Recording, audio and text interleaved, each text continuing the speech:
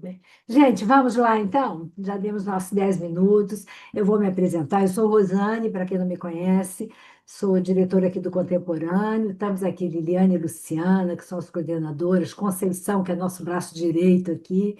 E a gente está muito feliz de ter Glaucia aqui conosco.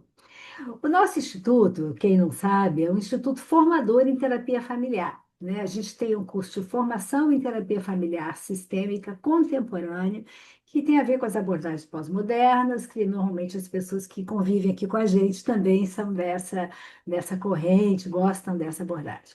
E nós estamos com inscrições abertas para o dia 6 de fevereiro, uma nova turma. Então, quem quiser indicar alguém, participar, estamos super serão bem-vindos. A gente também está com programas sociais com as inscrições abertas para terapia de casais e famílias, gratuitas, ou em valor social. Então, quem tiver famílias para indicar, sabe que a gente está com as inscrições abertas. Bom, gente, quem quiser conhecer um pouco mais do Contemporâneo, é só entrar no nosso site, que lá tem todas as atividades que a gente desenvolve. Então, é www.ncontemporâneopsi.com.br. Tudo está lá. Hoje a gente vai aqui falar com a nossa querida Glaucia, que é professora do nosso curso, né? Está sempre dando as aulas de luto, cuidados paliativos, é uma maravilha. E Glaucia, então, aceitou o nosso convite, essa é uma grande honra, Glaucia, ter você aqui conosco, para falar de um tema tão desafiador como comportamentos de risco à vida, tecendo redes de acolhimento em tempos de solidão. Olha que nome, né? Maravilhoso. Eu acho que todos conhecem a Gláucia. Eu vou falar só assim rapidamente que ela é mestre, né? Que ela é por Minas, né? Ela é terapeuta de casais e famílias, certificação no ICCP, para quem não conhece. Não sei nem mais o que falar É uma, da ATF Minas. Que mais, Lili? é uma mineira espiritada, um amor de pessoa. Exato, é isso mesmo, isso mesmo. Gláucia, muito bem-vinda. Agora é com você, tá bom? Se apresente da forma que você quiser. Estamos aqui. Quem quiser colocar alguma pergunta no chat, eu não sei como você prefere, Gláucia, que seja interrompida ou coloque no chat. Qual é a sua preferência? Tá. A ideia é que a gente possa, gente, então, boa noite, né? Alegria e claro que ter esse fundo, núcleo contemporâneo, é para mim um grande prazer, né? E descobrir sim que temos aí, estamos com amigas, né? Lili, Mana, Rosane, que cada vez mais a gente se aproxima, Luciana aí no quentinho, né? E a Ró dando aí para nós essa infraestrutura para tudo correr bem, né? A proposta, né, e sabendo hoje, 29 de agosto, estamos aproximando aí do setembro, tempos de reflexão, né? E é, o que eu organizei, então, sim, uma apresentação, mas ela é muito mais e quero convidá-las a que a gente possa conversar, tá? Então, eu vou apresentar slides, mas em algum momento da fala, se quiserem fazer comentários, perguntas, ou pedir para a gente falar mais, eu não tomo isso como interrupção, mas, pelo contrário, como uma participação. Tá? Então, fiquem à vontade. Se quiserem escrever no chat, às vezes eu não consigo falar e ler no Mas a chat. gente. Aí, se vocês avisam, por favor, tá? Mas acho que vale a pena a gente não perder o momento que as pessoas quiserem se manifestar para a gente poder conversar. Tá bom? Pode ser assim? Convidar a fazer, então, dessa prosa, a nossa prosa aqui conosco, né? Bom, eu vou, então, compartilhar a minha tela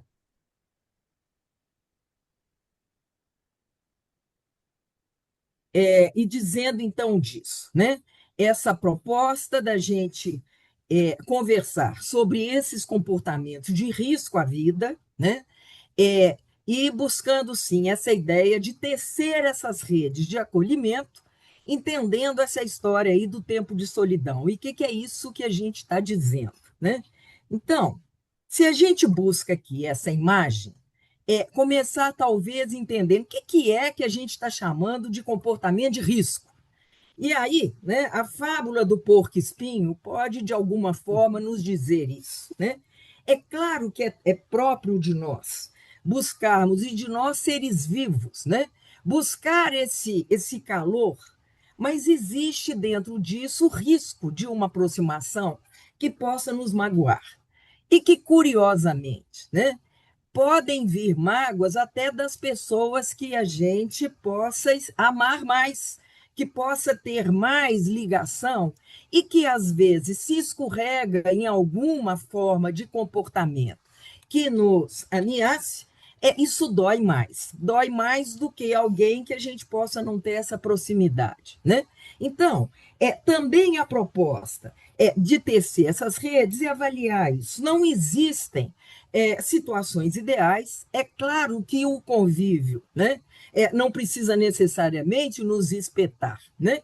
Mas muitas vezes eles não atendem a todas as nossas expectativas e essa forma da gente trazer, né, situações que nos inquietam, que nos deixam, de alguma maneira, incomodados, e vem usando muito a ideia de ter uma elegância para poder conversar daquilo também que incomoda, e de um incômodo que possa não ficar paralisado numa água, né, e uma água que está parado, mas de um convite a atualizações, revisões e contínuos aprendizados. Bom, e aí, quando a gente pensa em solidão, né?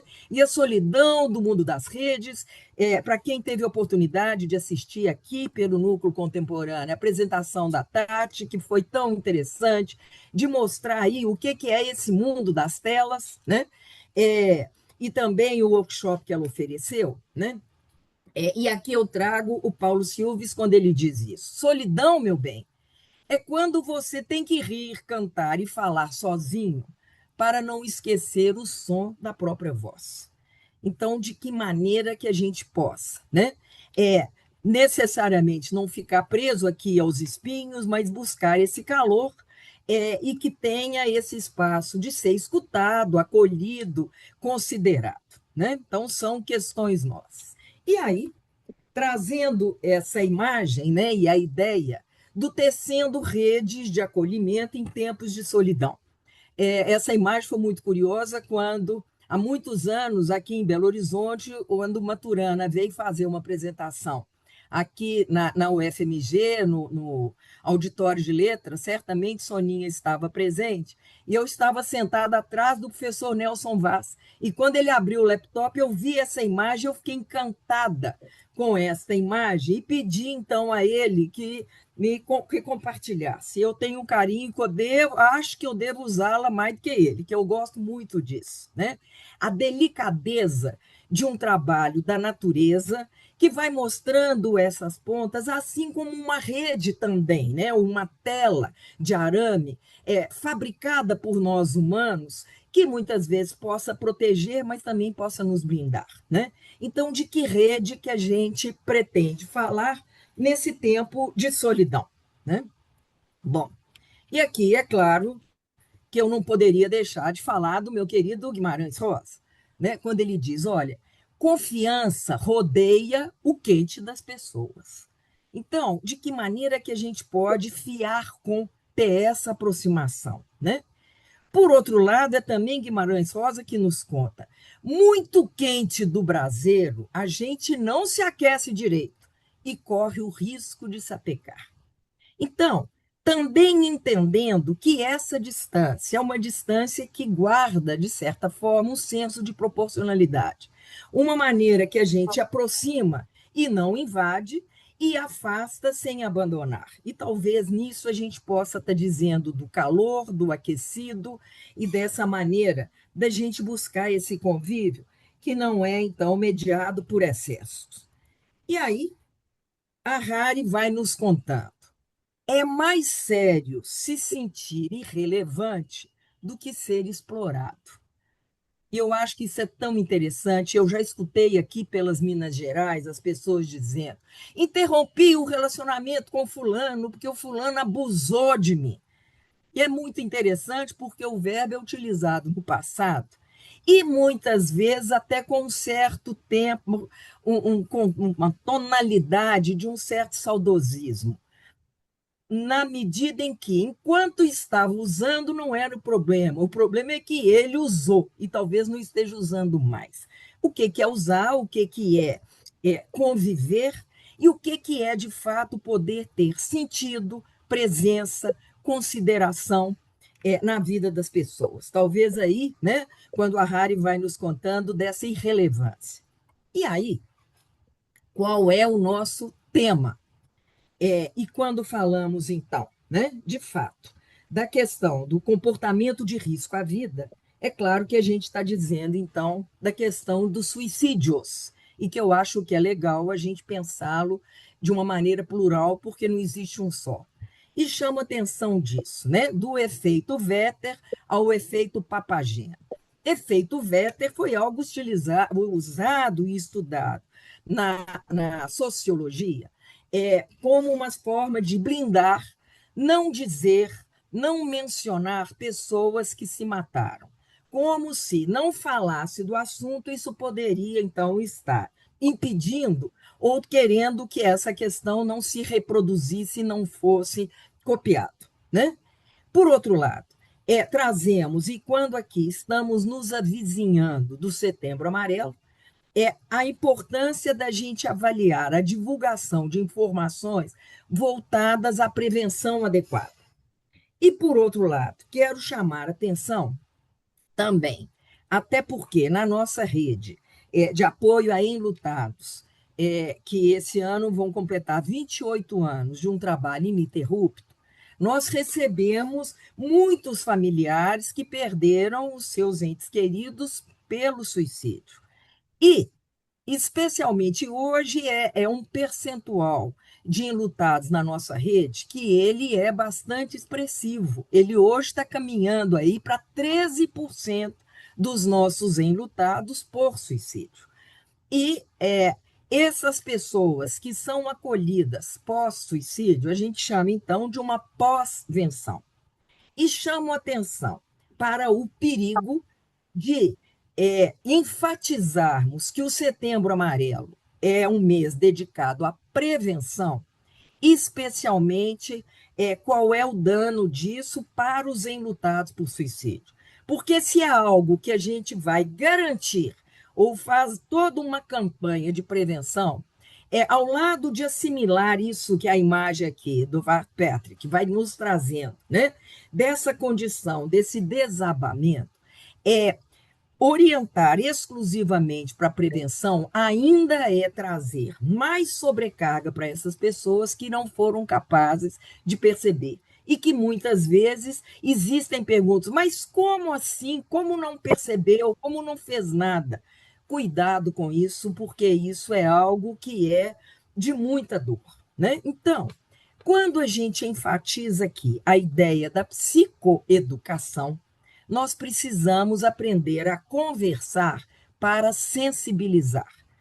Pessoalmente, eu prefiro muito mais batizar o Setembro Amarelo como um mês de sensibilização do tema, que não é para fazermos disso painel e fazermos propaganda, né? Mas que também não se reduza à questão da prevenção, porque pessoas se matam. E se considerarmos que, enquanto estamos falando aqui nesse momento, infelizmente, existem pessoas que estão desistindo de viver, né? E é a partir daí que a gente vai conversar e buscar, então, essa sensibilização.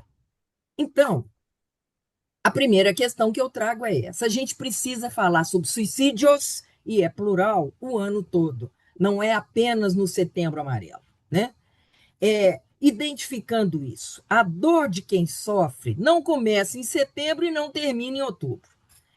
O perigo, muitas vezes, de ter um furor em ajudar, perigo de fake news, a necessidade de ações responsáveis e chamar atenção também para filtrar e fontes seguras, porque existem enganos, verdades existem limites. E sabendo, inclusive, isso, né? Vindo de uma formação construcionista social, nós estamos dizendo que não existe neutralidade, a ciência também não é objetiva, mas a gente vai lidando com uma série de elementos que estão presentes. E, especialmente, né? O impacto desta condição de desistência de viver para nós. Se do ponto de vista de luto, né, existem aí pesquisas que diz que uma morte tem uma abrangência de pelo menos 10 pessoas que se impactam, destacando a questão dos suicídios, esse impacto também tem reverberações significativas. Quantos de nós também não nos afetamos diante desta condição? Então, expor o tema requer aspectos éticos, porque tem impacto, mobiliza a emoção, como a gente está dizendo, tem repercussões, há uma orientação da Organização Mundial de Saúde de não se divulgar os meios para se matar, a despeito de existirem sites que estimulam, que ensinam e que, inclusive, valorizam pessoas que se matam em tempo real. Então, nós precisamos de entender que tem muitas distorções. É um tempo para muitas reflexões, para a compreensão e para essa conscientização. E aí, pensando nisso, existem essas questões que eu chamo de expressões indevidas. Com frequência a gente fala, o fulano cometeu suicídio. E o verbo cometer, ele está muito associado a essa ideia de crime ou pecado. Então, muito mais do que dizer que ele cometeu, né, ele se matou. E entender isso, congelar e restringir alguém que tenha optado por essa forma como o suicida, algo que é reduzir a vida dessa pessoa e, naturalmente, das suas relações afetivas. Isso marca, né? Sabemos que, por exemplo, né, nos cemitérios judeus, até há muito pouco tempo, as pessoas que desistiam de viver não podiam ser enterradas em covas próximas das outras pessoas. Então, e isso é arrastado pela vida fora e a gente avalia que situações dessa monta têm, muitas vezes, efeitos transgeracionais. Existem estudos que querem dar muito a conotação de algo genético, biológico, que faz parte de um tronco. E eu gosto muito da ideia da gente pensar, não uma genética, mas uma epigenética, que nós temos condições orgânicas, mas naturalmente nós estamos lidando num contexto sócio-histórico que também está presente. Então, a ideia não é um ou outro, é um com o outro, e como é que a gente faz, né? Então, que a gente fique atento a essa expressão e não colocar o suicídio como singular, porque eles são vários e de várias modalidades. E aí, também chamando atenção para o perigo do Setembro Amarelo, para alguns posts que eu considero como indevidos. Por exemplo, o teu valor ninguém pode tirar, mas quem é que põe? Como é que é isso? E a partir do que a gente afirma? Todos pela vida. Que promessa é essa? Como é que isso efetivamente? Falar é a melhor solução. Para quem? Quem está disposto a escutar e que escuta é essa? Eu ouço você. Como?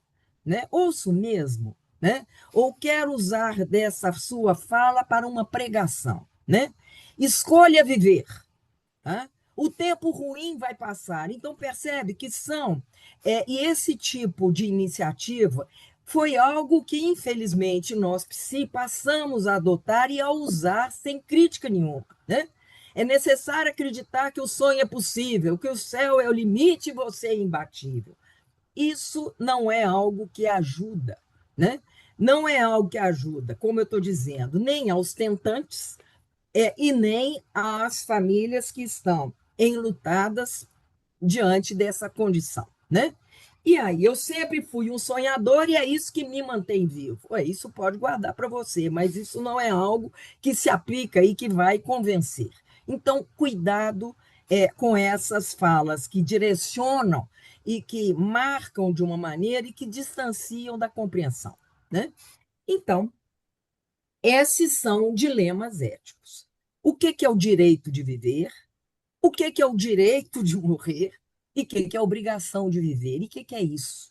Né? Então, são questões. E que, como estabelecemos como dilemas éticos, não tem uma posição única. Né? Viver é um direito. Né? O que é esse direito de morrer e o que é viver por obrigação? Então, isso também nos traz algumas provocações. Quanto morremos ao recusarmos renascer? Porque a vida continuamente está fazendo, né? Nos colocando, nos estimulando a mudanças, a caminhos. Né? Exercitamos coragem para admitir o medo de ter medo? Que espaço que a gente tem para poder assumir para a gente, para poder também comunicar às pessoas onde é que tem isso, né? Onde é que tem espaço, e gosto muito, né, da Silvia e da Nheca, quando ela chama atenção das nossas vulnerabilidades compartilhadas. Numa cultura tão instagrável, das coisas tão maravilhosas e idealizadas, onde é que a gente lida e que lugar que cabe nas nossas interações para lidar com vulnerabilidades, com medos, com erros que nos constituem, né? Então, essas são provocações, algo que eu chamo, convido para que a gente possa refletir juntas. Então, essa é uma pergunta que me inquieta. Desejar a morte, mesmo sem saber o que é morrer. E aí é interessante essa proposta e essa tentativa de querer acabar com o sofrimento, com a dor e com a solidão. É uma porta de saída para as adversidades da vida. É uma tentativa de solucionar problema, crise, adversidade. E, naturalmente, isso aponta um grande sofrimento emocional. Né? Então, será que isso garante? São perguntas, são inquietações que estão aí presentes e que, naturalmente, nos trazem temas, e essa é a pergunta, mas por que esses temas são tão indigestos? Muito curioso, porque muitas vezes, ao invés de viver, a gente prefere imaginar. E imaginar, né, um mundo ideal, um mundo que eu controlo, um mundo que não me frustra, né? E que, na verdade, a vida precisa ser descoberta, porque ela está encoberta pela imaginação. A vida, sim, ela tem vulnerabilidade e estabilidade flutuante, e tem uma qualidade invisível. Camija nos diz: o mundo e a vida só parecem absurdos porque não correspondem às nossas expectativas. Cuidado com isso, né?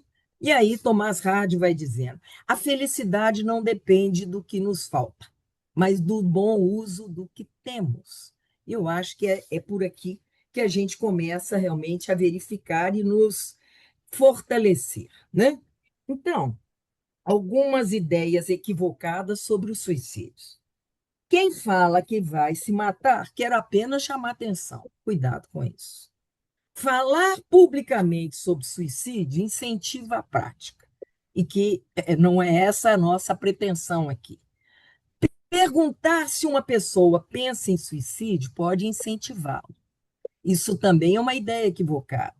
E podemos, sim, verificar de que maneira, mais uma vez, nos aproximamos sem invadir e nos afastamos sem abandonar. Suicidas são egoístas e covardes, e é incrível, né? Essa demarcação e essa necessidade de rotular, né? E essa linguagem muito do deste e cheia de certeza. Quem tenta suicídio sempre tem um distúrbio mental. Mais uma vez, ainda a nossa arrogância de querer ter controle e falas inabaláveis. Quando uma pessoa sobrevive a uma tentativa, está fora de perigo. E sabemos que isso não garante. A vida não nos dá garantia, a vida não nos dá previsão, né? E esse, na verdade, é o nosso tripé sistêmico pós moderno, tão trazido aí pela nossa querida Maria José Esteves Vasconcelos. Estamos lidando não com um tema que é objetivo e neutro, mas que isso nos traz intersubjetividades. O quanto que isso inquieta e como é que a gente lida com as nossas inquietações, com o tema, com as pessoas que estão próximas, né? Não temos, de fato, meios de dizer que temos uma previsão e lidamos com a imprevisibilidade, com a instabilidade da vida, né? É, já recebi relatos de várias pessoas que perderam seu ente querido por suicídio e que diziam, mas estava tão alegre, estava bom, estava com planos, e entra no quarto e se mata. E existe isso também, né? Então, suicídio, e essa é uma outra ideia equivocada, é uma decisão individual, já que todos têm livre-arbítrio, né? E compreendendo, de fato, de uma forma sistêmica, o conceito de indivíduo, ele merece ser revisto, porque, por definição, somos seres de e em relações. Como é que andam essas relações, né? E que quem vai se matar dá sinais, né? Então, essa lista foi elaborada pela Caris Cavazzini, que nos traz essa compreensão ou essa ideia, né? E vale aí para vocês, à medida que eu estou dizendo, e quando quiserem, então, é, comentar e verificar com que regularidade, né? Já ouviram ou já acreditaram em situações que estamos dizendo de posições equivocadas. Então, Gláucia, oi, por favor. oi, licença, é que É, no slide anterior, ah, você falou que não, tá escrito não dá sinais e você isso, falou que dá sinais, aí eu fiquei na exato. dúvida disso. Não, as duas coisas. Na Ah, tá, verdade, é isso, tá? Como tá ideia ótimo, equivocada, ou é uma afirmação ou é a outra, tá? tá ótimo. Elas não, tá? Deu, Uhum. Marina? Tá bem? Deu sim. Aham. Então, tá bom. Obrigada. Nada. Bom, então, assuntos delicados vão merecer, sim, ações cautelosas. Então, verificar que as campanhas, mais do que dizer de uma maneira tão genérica de ações pela vida, vamos ver as pessoas. Quais são as pessoas? A quem a gente está dirigindo? Como é que é isso? No lugar de atentar para, olha para os seus filhos, para os seus pais, me conte da sua dor, né? Requer cuidado. Eu gosto muito da ideia de conversas delicadas, de conversas honestas. E é uma conversa que estamos falando realmente que é num território árido e que, quando a gente abre, nós não estamos evidenciando só o outro, mas é uma relação que pode ser traçada como uma relação de confiança ou cheia de espinho, como os nossos porcos espinhos no princípio, né?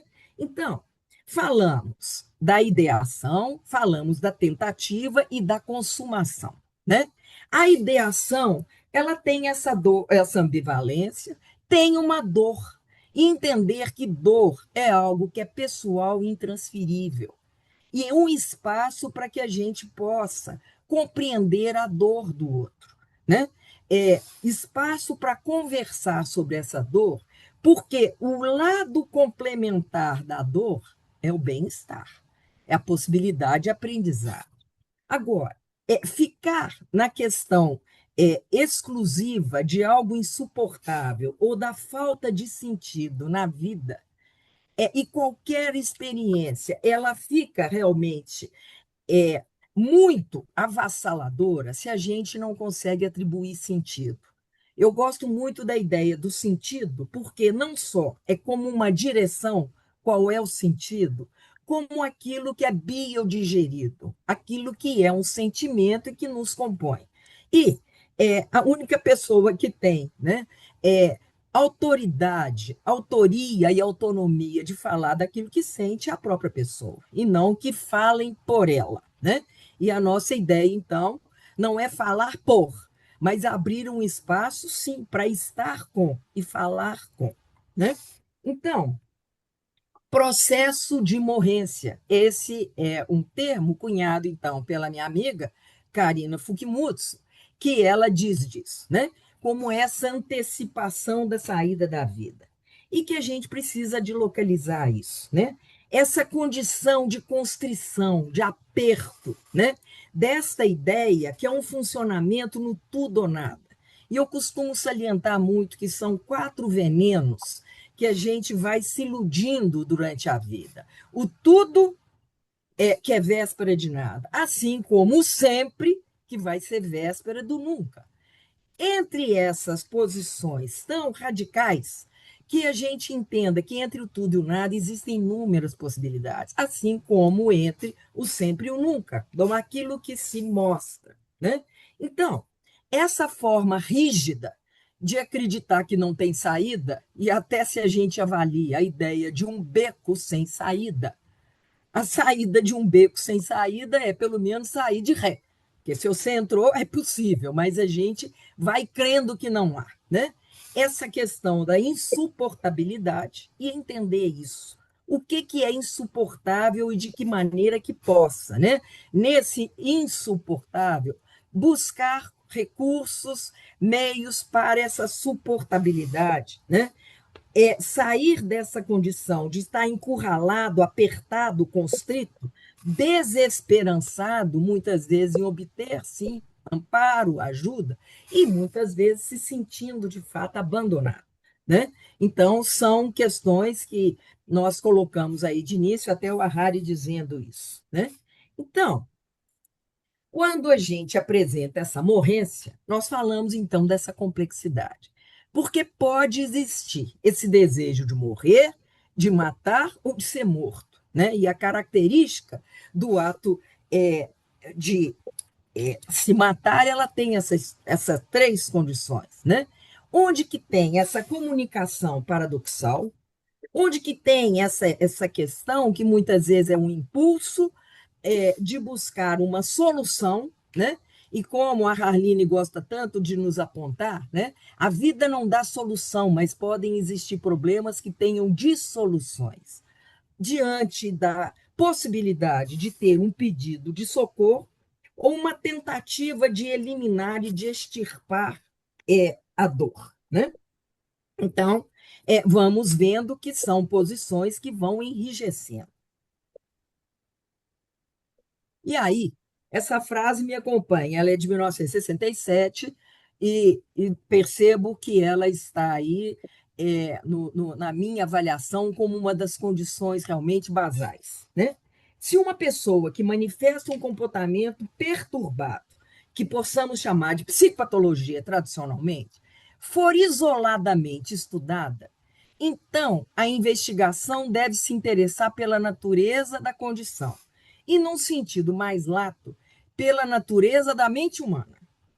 Por outro lado, se os limites da investigação forem ampliados de modo a incluir os efeitos desse comportamento sobre os outros, as reações destes àquele e o contexto em que tudo isso ocorre, o foco transfere-se da mônade artificialmente isolada para as relações entre as partes de um sistema mais vasto.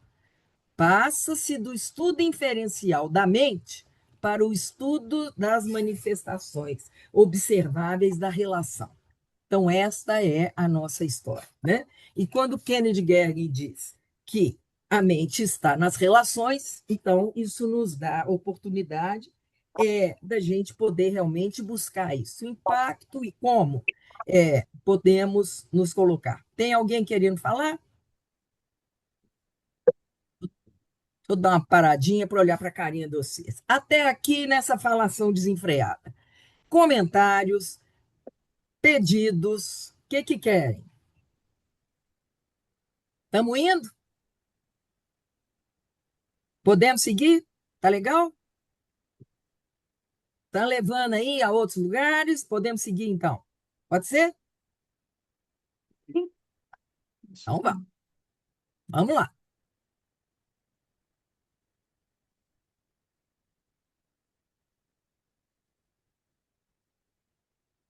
Bom, então, o que é que leva então uma pessoa a pensar em se matar, né? estamos dizendo de suicídios, estamos falando de um comportamento complexo. Eu gosto muito de distinguir que complexidade é diferente de complicado. Complicado é tudo aquilo que a gente não tem recurso para poder lidar, e a vida ela é complexa, né?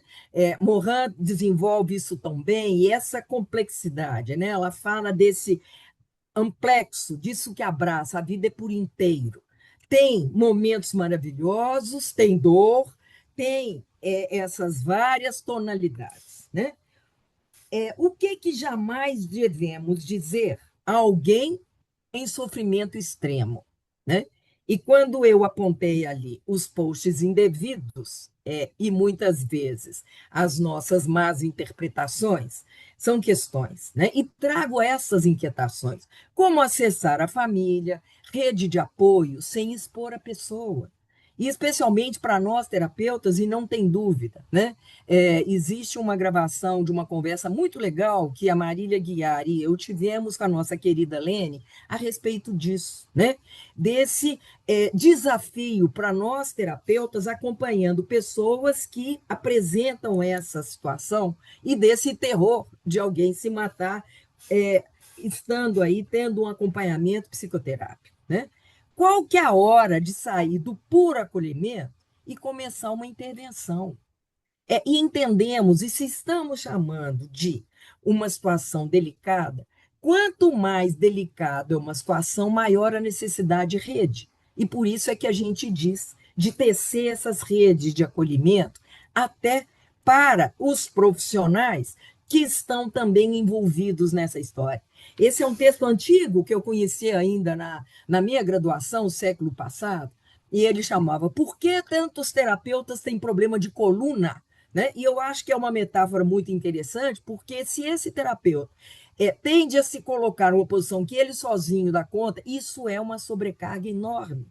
Então, é um momento de verificar uma forma ética de também fazer essa redistribuição de carga diante desta condição. E aí a pergunta também é essa: como orientar uma rede de apoio?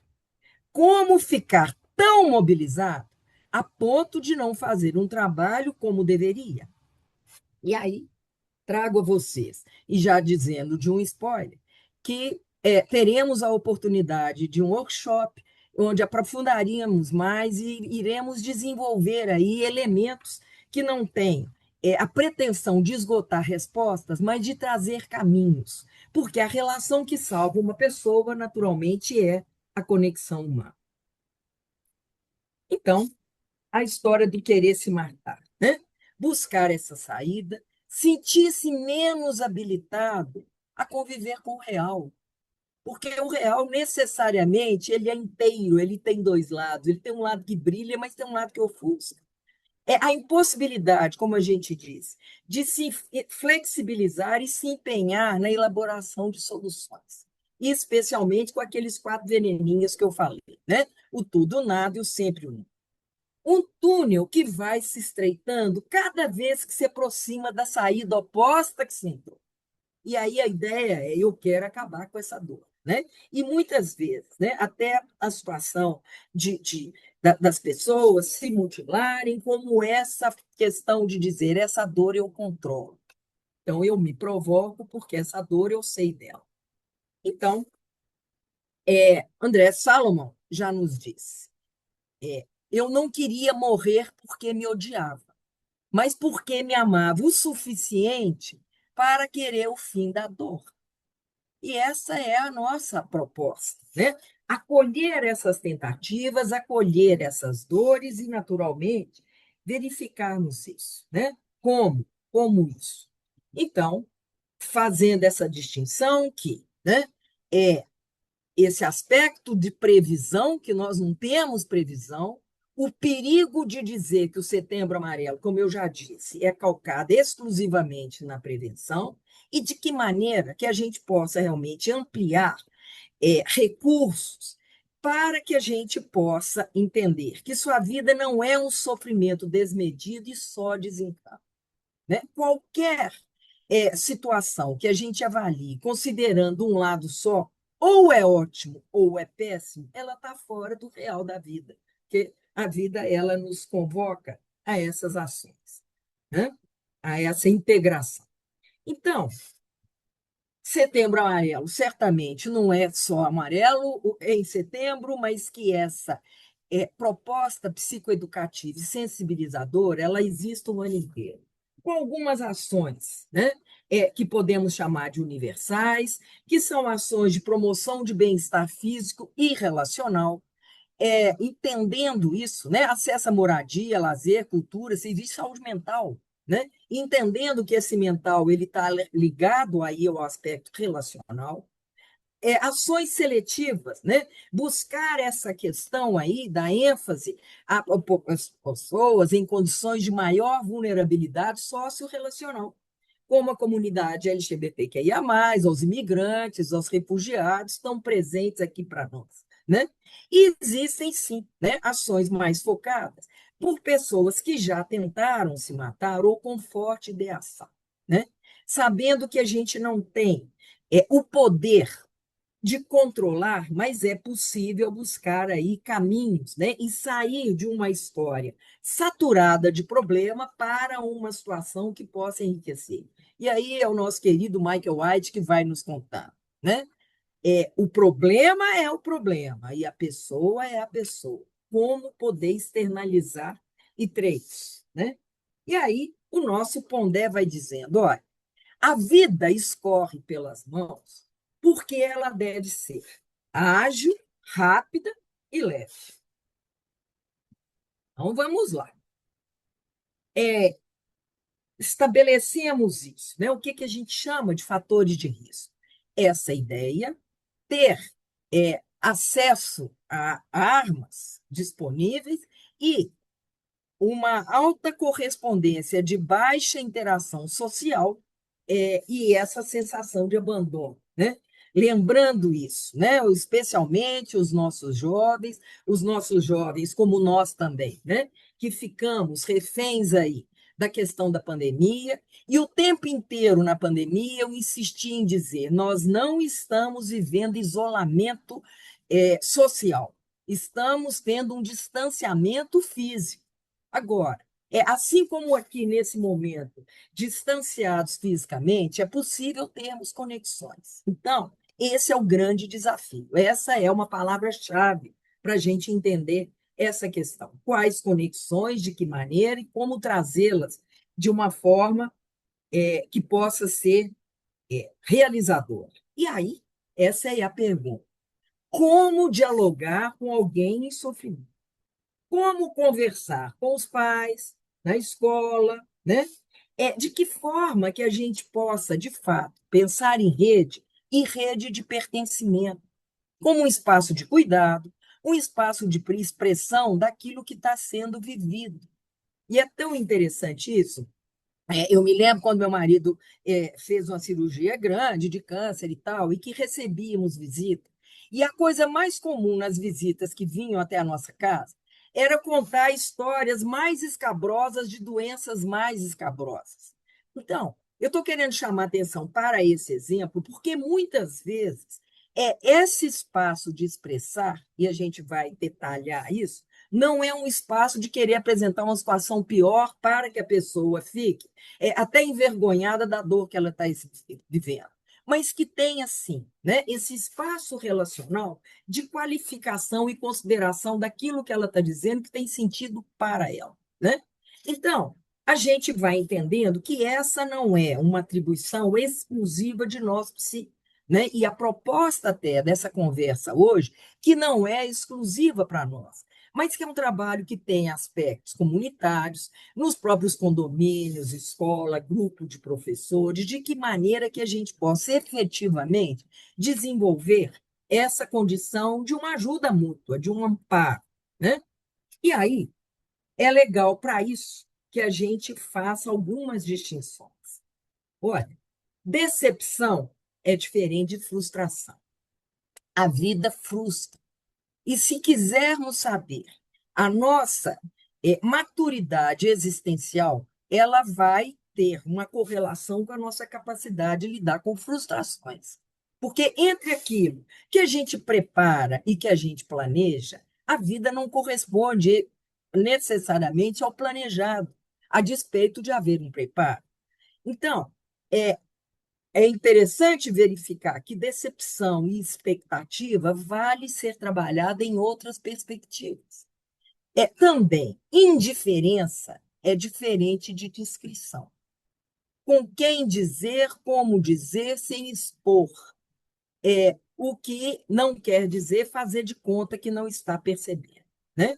Assim como invadir é diferente de acolher, né? Merece que possamos abrir caminhos e observar a receptividade para essa questão e de que maneira que tem isso. Então, da opressão a uma saída nobre e digna para problemas que possam estar nos inquietando e que são presentes. E chá, né? Da emoção choque, diz que nos pega, paralisa e nos deixa muito impactados, a esse caminho de uma elaboração. E, naturalmente, são questões que não têm aí a competência e a condição de serem individuais, né? Não é isso, e vamos falar até do aspecto da resiliência. Bom, então, algumas perguntas delicadas que devem ser feitas. E salientando que, muitas vezes, o efeito de não perguntar pode ser muito mais grave. Então, se estamos falando de sair do efeito velho para o efeito papageno, é ter espaço para conversa, e uma conversa confiável, numa condição realmente de abertura, né? Conversa do tipo: você está pensando em se matar? Você está pensando em tirar a própria vida? Você está pensando em suicídio? Quer dizer, são categorias e formas diferentes para saber de que maneira que agir, né? Está pensando na morte como solução dos seus problemas? O que a morte lhe promete? Tem ideia de como quer fazer? Tem plano? Tem data? São questões que, muito mais do que uma conversa fofocal, de apenas retirar informações, é abrir caminho para a conversa, como uma presença radical, quando a Sheila McNamee nos chama a atenção, né? Como uma condição de ter uma curiosidade e entender que quem sabe do que está vivendo é a própria pessoa, e que essas podem ser perguntas delicadas, sim, mas que podem mostrar interesse, e é claro que a gente não sai aí dispensando esse questionário a qualquer um que topa pela frente, mas atentar aos sinais que estarão naturalmente aqui presentes, né? Então, entender que a nossa proposta é que não há condenação por se ter dor. Dor é sinal vital, todo mundo tem, né? A questão é o que a gente faz e qual é o encaminhamento. Então, cuidar da dor, oferecer, sim, espaços efetivos para se falar da dor, e muito diferente de fazer sermão e querer convencer, né? Construir contexto para se falar desse processo de morrência, que a gente vai observando isso por esse desinteresse, por esse olho que vai perdendo o brilho, por uma irritabilidade muito grande, por um fechamento, e entendendo, então, que a proposta é construir pontes, né? E caber é diferente de pertencer. Eu gosto muito quando a Rosana Rapizo fala: olha, onde eu tenho que apertar demais para caber, já não me cabe, né? Então, essa ideia do pertencer e validar presença. E só é possível validar a presença do outro também usando a minha presença radical como referência. Então, naturalmente, falamos de risco, mas também falamos de fatores de proteção. Pertencimento, compartilhamento de vulnerabilidades, como a gente já comentou, a questão da conexão, essa proximidade respeitosa, a ampliação para um apoio psicossocial e um cuidado muito grande para não culpabilizar a família e dizer: o problema é a família, né? Esse problema é nosso, essa condição é nossa. Então, David Embry diz, né? Como podemos responder à história de sofrimento social de maneira em que não apenas alivie o sofrimento individual, mas também que se mantenham e sustentem ações sociais locais para responder às injustiças mais amplas, a violência de abuso em nossos múltiplos contextos? Então, essa é uma questão que merece entender muito mais do que descontextualizar a história. Vamos buscar essa história e, a partir disso, desembrulhar para que possamos, como dizer, ir além da história saturada pelo problema para o enriquecimento de narrativas. Portanto, essa é uma questão que me incomoda muito quando a gente faz uma distinção de pessoas resilientes para pessoas não resilientes. E, em tese, isso tende a trabalhar muito mais desfavoravelmente. Mas que possamos, sim, buscar a ideia de promoção de contextos de resiliência, né? Um contexto, então, que ofereça esse espaço e tempo para expressão de sentimentos, essa conexão e como que isso está presente, até porque estamos falando, né, dessa tessitura dessa rede de apoios, essa flexibilização para mudanças, que tenha interesse e curiosidade genuína. E é incrível, né, das pessoas poderem conversar olhando no olho, a importância disso, né? Ontem eu tive um encontro com uma pessoa que tinha mais tempo que eu não a via, e dei um abraço nela, e falou, nossa, eu falando com ele, eu gosto tanto de você. Ela falou, eu sim. Eu fiquei tão tocada com isso, né? Porque é interessante, porque muitas vezes a gente escuta, eu sinto muito, né? É como uma forma de manifestação de pesar. Mas um encontro em que, de fato, as pessoas se sentem felizes de estar ali, né? E buscar essa responsabilidade afetiva, favorecendo contextos de conversa. E é o nosso velho Maturana contando, né? Conversar é ter versões diferentes, é dar voltas juntos.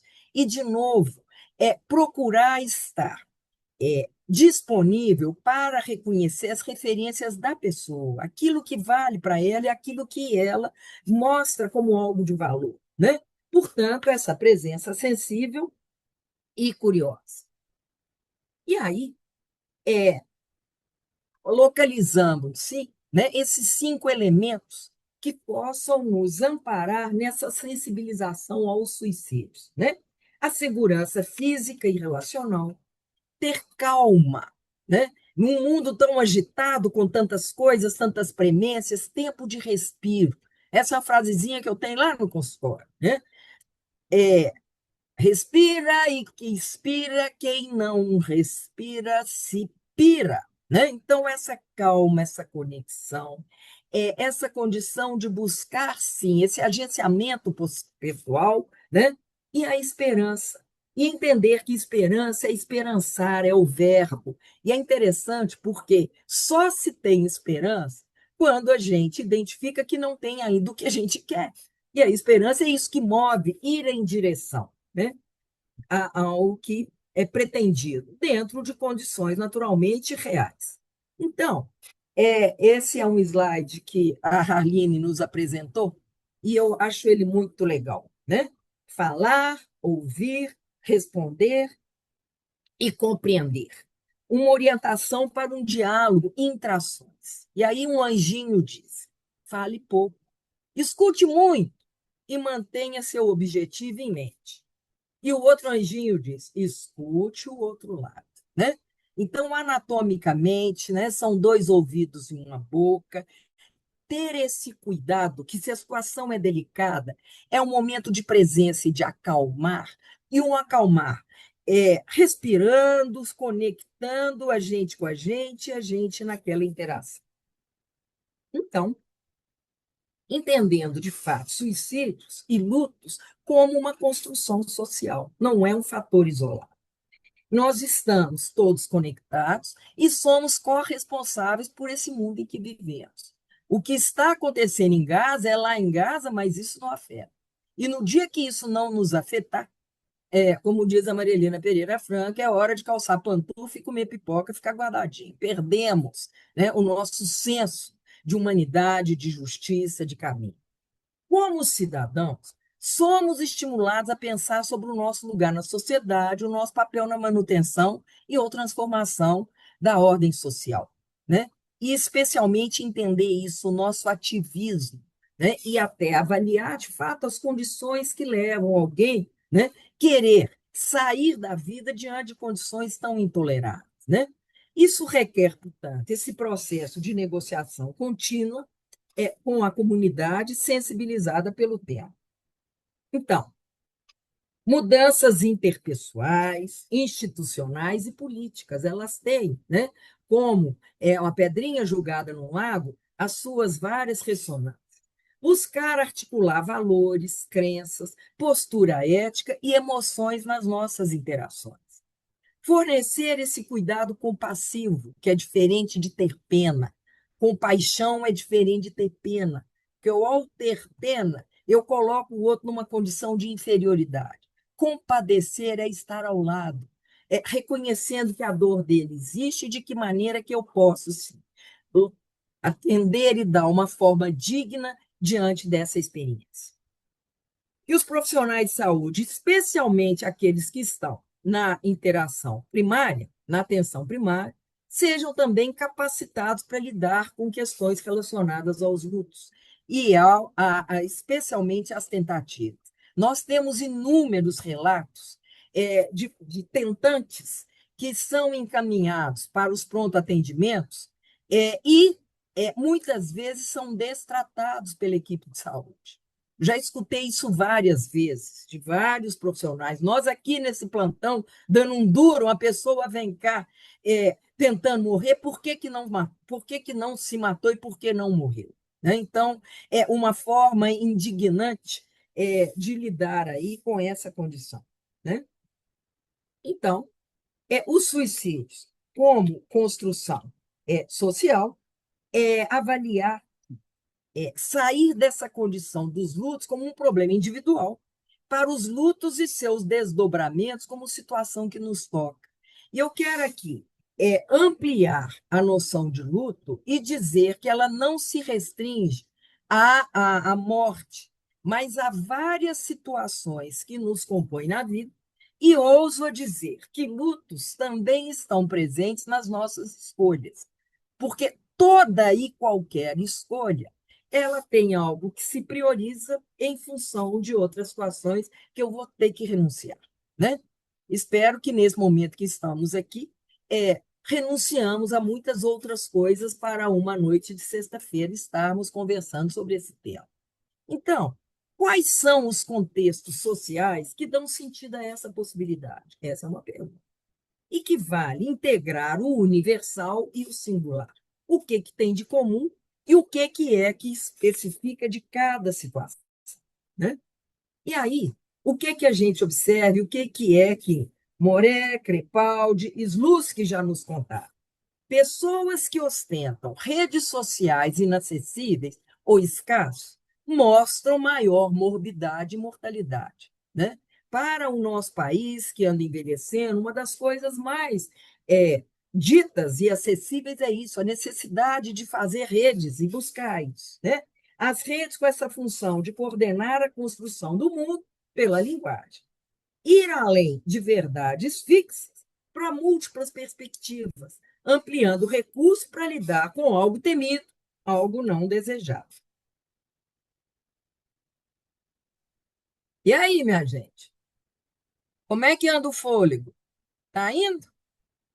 Alguém sumiu, desistiu da história? Como é que tá? Perguntas? Podemos continuar? Como é que tá? Nossa. Gláucia, Fala. Ai, ganhou um beijo. Fala, por favor. Ana. Gláucia, posso Fala, falar eu, Luzia? por favor. Luzia? Ok. Eu fico ouvindo, né, você, Aham. e aí eu fico, como você vai conversando a depressão, o suicídio, né, que muitas coisas aí vão me remetendo a sentimentos deprimidos, depressivos, né? Queria saber como é que você pensa isso. É. E eu acho que é muito interessante e uma distinção importante, né, Luzia, de fazer que tristeza é diferente de depressão. E mais uma vez, que espaço que a gente tem para reconhecer a nossa vida, que tem situações que nos entristecem, né? Os poetas chamam, né, do ensimesmar. E é interessante porque é um dos momentos muito fecundos, porque é esse mergulho que sai. Mas que se de cara a gente já vai nomeando ou patologizando como depressão, junto com isso vem a história da medicalização e das rotulações, né? Então, precisamos de entender o que são experiências absolutamente viscerais, que nos compõem e onde que anda, de fato, essa tristeza que estragou a ponto de virar doença. E aí, muitas vezes, de buscar outros caminhos, né? Então, qual é a forma? E eu acho que é muito legal, né? Mais do que ficar refém do rótulo, onde que está a pessoa em torno dessa questão? E eu acho que, mais uma vez, né? As práticas narrativas nos enriquecem muito, porque é muito diferente falar da pessoa deprimida quanto falar da depressão. E é incrível, porque por mais abatido que alguém esteja e que a gente seja capaz de desembrulhar com essa pessoa e pedir para ela, para mim, me conta da depressão, me conta que momento que essa depressão ela fica muito forte, o que que alimenta ela? E o que que fraqueja ela? O que que pode acontecer com a sua vida se ela enfraquecer? Porque é tão interessante determinados comportamentos viciantes que, por mais restritivos que sejam, a gente acha que ele está controlado, porque a gente conhece. Até porque, de fato, né? Doença é previsível, saúde não. Então, eu gostaria muito que a gente pudesse desembrulhar isso e ir além do rótulo. Cuidado com essa psicopatologização, cuidado com a linguagem do déficit, né? Hoje, já criancinhas de 5 anos, elas já vêm com... Elas se apresentam como espectro autista, como ansiosas, como deprimidas. Quer dizer, isso, de alguma maneira, nós plantamos e essas pessoas estão repetindo dessas coisas. Então, que a gente possa descobrir realmente as pessoas que estão por trás desses rótulos. Te ajuda, irmã Ana Luísa? Tá, Luzia? Aninha, tá de mãozinha. Vamos lá, minha querida. Então, eu estava pensando muito nessa frase do Solomon que você trouxe. Tá, Eu estou pensando muito nessa questão do suicídio assistido, que é um tá. movimento importante que já tem, Isso, acontece em alguns países, em que a proposta da pessoa não necessariamente está relacionado a uma depressão, e sim a um desejo de finalizar um sofrimento com um ato amoroso, né? Inclusive, a gente teve recentemente o irmão da Marina Lima, o Antônio Cid, isso, grande poeta, que, ao se perceber com Alzheimer, com a demência caminhando, ele fez uma escolha consciente de partir. Foi para a Suíça e viveu o suicídio assistido. Claro que eu acho que ainda é uma situação extremamente complexa por conta dos valores e das crenças, né, morais e filosóficas e religiosas, né, de você pensar nisso, mas acho que é um tema também interessante para a gente, porque eu já tive no consultório uma família que tinha vivido isso. E não foi algo que foi bem digerido pelo sistema, né? Porque a pessoa tomou essa decisão, fez, e inclusive eles me relataram, foi a primeira vez que eu vi isso no consultório, e eu me lembro da minha sensação muito desconfortável no primeiro momento, porque ele convidou a todos para um almoço. Eles fizeram a última refeição, vamos dizer assim, 2 horas depois ele estava morto. Então foi literalmente a última ceia, sabe? E como isso foi complicado para você adequar os seus valores, ainda mais nós, brasileiros, muito, a maioria, muitos católicos, e dentro dessa, né, dessa angústia. Então, acho que é um tema muito interessante também da é, gente também pensar, né, nesse contraponto do suicídio, não só por um ato de desespero, assim, de uma tristeza que você não. Mas também naquele momento de um ato consciente, porque você não quer mais viver dessa forma, até por amor a você, não porque eu desisti totalmente, porque minha vida já está oficialmente com data marcada para chegar ao fim, né? De eu não estar mais da mesma forma. É, e aí a gente precisa de fazer algumas distinções. Aqui no Brasil, especialmente, partindo aqui de Belo Horizonte, existe uma advogada, Luciana Dadalto, que é bioeticista, e que vem trazendo essa bandeira à frente, criou uma associação que chama Eu Decido, e que, na verdade, ela cabe essa reflexão e não é da maneira como você relata, né, da última ceia, mas pessoas que, de fato, apresentam condições de doença que é irreversível e que aponta para uma incapacitação progressiva, tá? E que o que caracteriza o suicídio assistido é que existe uma equipe que, de alguma forma, acompanha e que está fazendo, né, e que age dessa maneira. Isso no Brasil ainda, né, estaria aqui próximo ao pacote da eutanásia, não é ainda uma condição legal, né, mas são discussões e o risco realmente, de novo, do tudo ou nada. Né? Acordei, não estou de bom humor, então eu quero um suicídio assistido. A questão não é desta forma. Né? Mas requer, de fato, esse estudo. Mas é um tema, né? E é um tema que está super atual, né? Se depois tiverem interesse, vocês consultem aí a Luciana Dadalto, que é uma grande referência e uma bandeira aí no assunto. Né? Mariana Guedes, por favor, você está aí, Mari? Tô Eu vendo a sua... tô, joia. Bem-vinda, meu amor. Amor. Como é que você tá? Ei, Tá bem, gente, boa noite. tá bom. Eu queria que você falasse um pouco para mim sobre os 40 segundos, né? Que você falou aí da vida, da frase, acho que foi o poder, que a vida é rápida, né? E aí Ah, eu pensei nos 40 segundos, que a cada 40 segundos uma pessoa no mundo está e, tentando o suicídio, é, né? Então, a cada 40 segundos tem uma família que está sofrendo um luto pelo suicídio.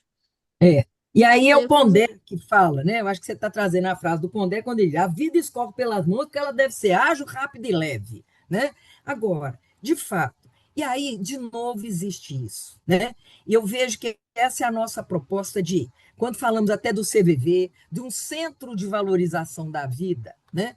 O que é, de fato, valorizar e reconhecer a vida? É a vida por inteiro, porque ela nos frustra também. Ela também nos oferece dor.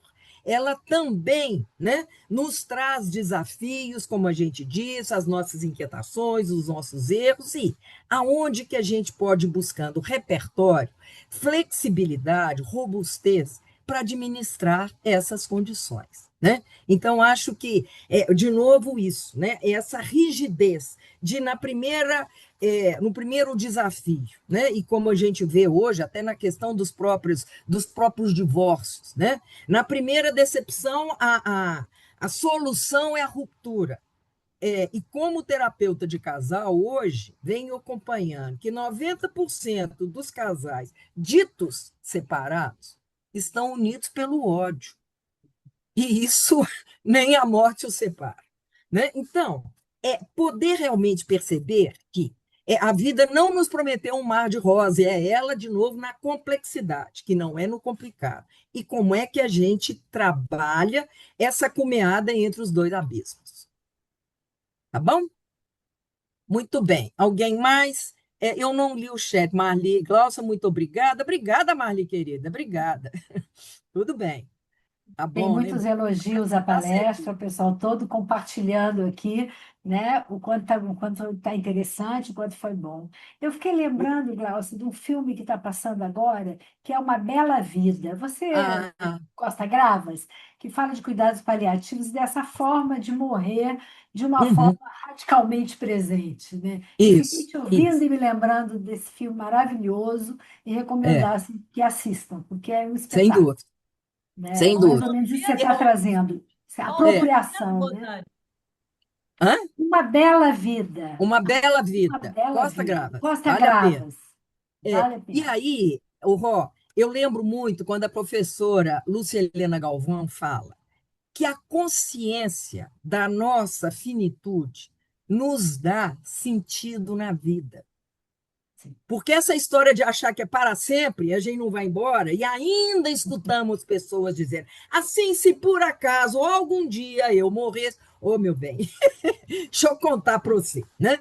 E isso eu já tive várias pessoas atendendo, e elas no consultório dizendo, Gláucia, eu acho que vou morrer. Você está achando? Você ainda está achando?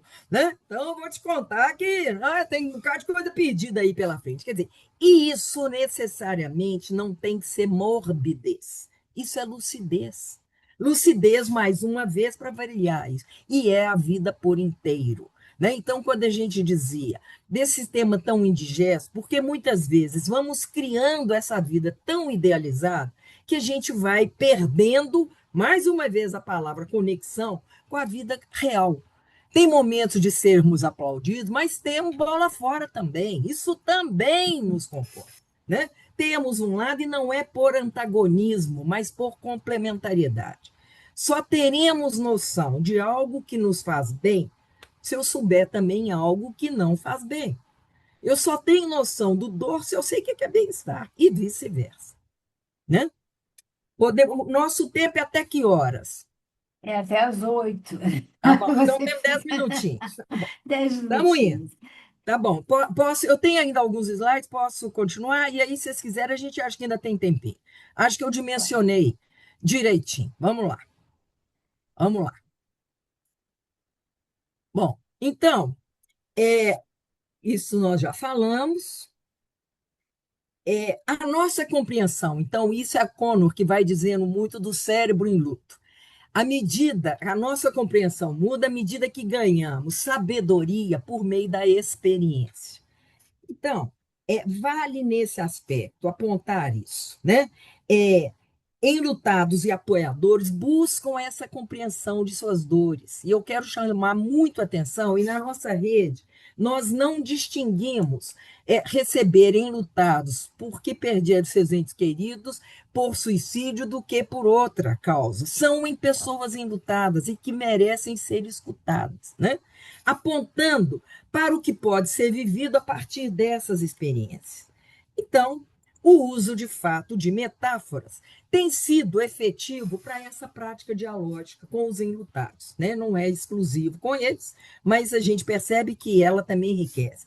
Não somos especialistas, né, na vida dos enlutados, escuto isso muito. Nossa, Gláucia, né? Você como mãe enlutada, isso que você passou, você sabe o que eu estou vivendo? Não. Primeiro, eu não passei porque não acabou, né? Ela está. Segundo, cada experiência, agora, é de cada um e que a gente se dispõe, sim, a estar ao lado, oferecendo, sim, esses contextos que ampliem recursos, né? Então, nós não falamos para eles, mas falamos com eles. O sentido não é dado e nem está pronto, ele vai sendo continuamente transformado a partir do fluxo das interações. Somos ciceroneados a conhecer esse país que o lutado está habitado, né? E, naturalmente, a Arline coloca isso, né? Somos tanto anfitriões quanto hóspedes nessa jornada. E aí, a ideia de tecer redes de acolhimento em tempo de solidão é buscar peregrinar, é passo a passo. É uma peregrinação esperançosa. E eu gosto muito, né, de um realismo esperançoso que o Suassuna nos coloca. É uma viagem longa.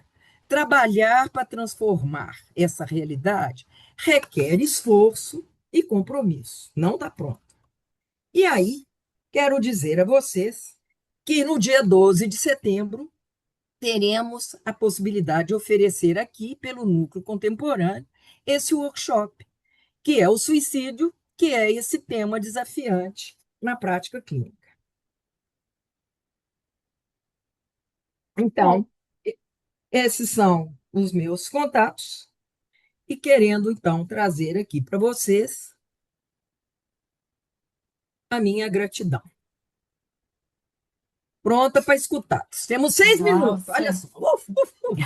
Ei, Gláucia, Oi, A gente fala, Lê. tudo jóia? Eu tô, meu bem. Boa noite, pessoal. Eu gostaria, assim, como você falou ali dos resultados, né? E dessa questão da pós-venção, porque eu acho que muitos, quando passam por isso, né, sentem raiva, culpa, né? Às vezes se sentem até responsáveis pelo que aconteceu. E isso é muito difícil, né? Às vezes traz isso para a gente de uma forma, né, muito pesada, assim. Eu queria que você falasse um pouquinho sobre isso. Nós vamos falar bastante no dia 12 de setembro. Ah, Exatamente essa, né? Poder aprofundar essas duas questões, né?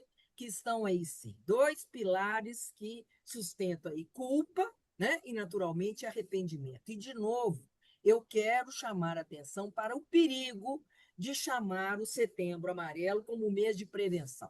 Cuidado com isso. Cuidado, porque nós estamos lidando com pessoas com dor. Então, nós temos que ir com esses dois pilares, né? Em que tem a própria situação que a pessoa se faz e no ambiente cultural, que muitas vezes é isso. Acompanho a situação de famílias que têm psicólogo e a pessoa se matou, mas como que você não percebeu? Né? Então, são questões que a gente precisa de ter, sim, atenção, delicadeza, né? Mas vamos lá, tá, Alessandra? Te Vamos. aguardo em setembro, a conversa procede. Gente, E a por sinal, gente. por falar nisso, Diga. tá? Quem se inscreveu hoje, tá? No workshop, eu botei no chat o link, tá? Quem se inscreveu hoje tem desconto, tá? Então, Tem bom desconto. E quem fizer essa inscrição agora, né, já garante sua vaga, né? É bem interessante nesse momento, quem estiver interessado. Eu acho que, Glaucia, tem tantos temas que a gente fica com vontade de ouvir. Eu fiquei aqui pensando em tantas coisas que eu queria te perguntar, que eu queria aprofundar no como fazer, que eu acho que o workshop é a prática, né? É o como fazer. Tem esses suicídios de adolescentes que estão acontecendo aí para todo lado, tem tantos temas para a gente conversar que realmente 1 hora e meia não dá nem para começar esse assunto, né?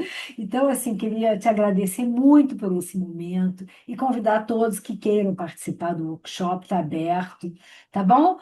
E é só entrar lá no site que vai estar a tabelinha lá com os valores e tudo isso. É um preço bem acessível para que todo mundo possa participar. E Luciana chegou aí, Luciana. Ótimo. É isso. Bom, acho que a gente está no horário, está chegando no horário. Não sei se Cláudia quer falar mais alguma coisa, ou se tem mais alguma pergunta. alguém quer falar alguma coisa, aproveitar o tempinho aí com a Gláucia? 2 minutinhos. vai tirar uma foto? Isso, Ah, isso é ótimo. bom, isso é bom. Vamos tirar foto, gente? Vamos. Ó o perfume, ó o perfume. Olha o perfume. Glaucia, você Mari, fala aí levanta para aí. iluminar você. Mariana Guedes, aqui, ó, só tá sua testa. Põe. Ah, Aí. sim. Aí, vou tirar Ai, outra, que vou tirar bom. outra, vou tirar outra. Peraí, só um minuto. Deixa eu só salvar. Ah, não, peraí, que não saiu, não. Saiu, não, vamos tirar de novo. Ei! Glaucia, faz um barulhinho aí para iluminar você. Ei, vamos lá, minha gente. Vamos fazer barulho. Show! Uma alegria imensa ter todos vocês aqui. Só agradecer a presença nessa sexta-feira de um tema tão complexo. Um beijo enorme do coração de cada uma. E a gente vai se vendo por aí. Até o próximo mês teremos outro diálogo com terapeutas e a gente vai estar comunicando. Tá bom? E não esqueçam do workshop. Fala, E Lili. quero dizer, né, que não tem pretensão de esgotar o tema. E para as pessoas que se interessarem pelo workshop, se quiserem trazer perguntas, inquietações, isso também nos direciona aí para a gente poder conversar, tá? Eu acho que tem, né, o contato aí pelo próprio núcleo, se quiserem fazer até Tem. essas solicitações antes, acho que Temos. também ajuda. Temos um grupo Muito do bom. WhatsApp, que é do grupo do workshop, então quem quiser vai poder se manifestar lá, colocar suas questões, para a gente poder, né, para a Gláucia poder trazer isso para a gente. Gláucia, te agradecer muito, de coração, essa belíssima palestra que você hoje nos brindou aqui. Ô, minhas queridas, eu agradeço aí a confiança, o convite, e a responsabilidade é grande para retribuir, mas espero aí, quer dizer isso, o assunto não está encerrado, né? Óbvio. Ele é uma introdução, e, de fato, a curiosidade de vocês pode trazer aí até reflexões que vão nos engrandecer, né? Muito obrigada, meninas. Muito obrigada, gente. Obrigada, Gláucia. Sempre um prazer, uma delícia te ouvir. Beijo, querida. Obrigada, Gláucia.